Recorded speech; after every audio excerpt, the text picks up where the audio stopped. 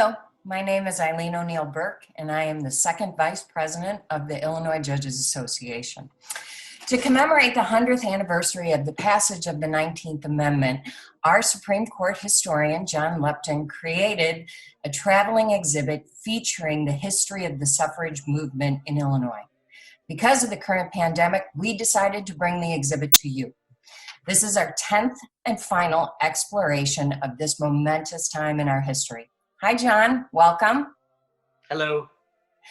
In this final panel, you lay out many female firsts in Illinois, including one of my kinsmen, Lottie Holmes O'Neill, who was the first woman in Illinois elected to the House, all the way through Mary Ann McMorrow being elected the first woman on the Illinois Supreme Court in 1992. But the passage of the 19th Amendment really didn't give everybody the right to vote, did it?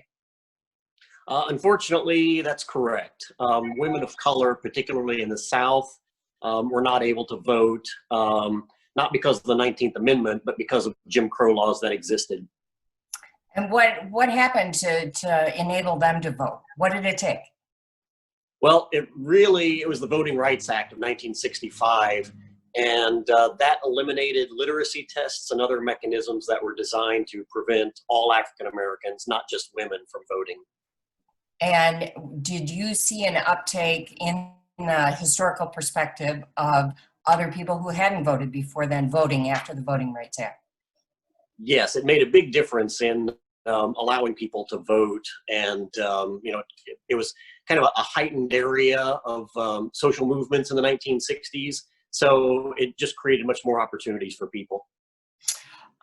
Let's go back to the history of the Equal Rights Amendment in Illinois. In 1972, it passed out of both houses of Congress you might say it sailed out of both houses of Congress and went to the states for ratification.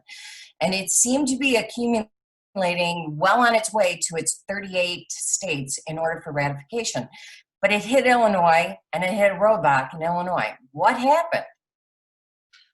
Just real quick, go backwards for a second. The ERA was actually first proposed in the 1920s because some people thought that the 19th Amendment didn't go far enough.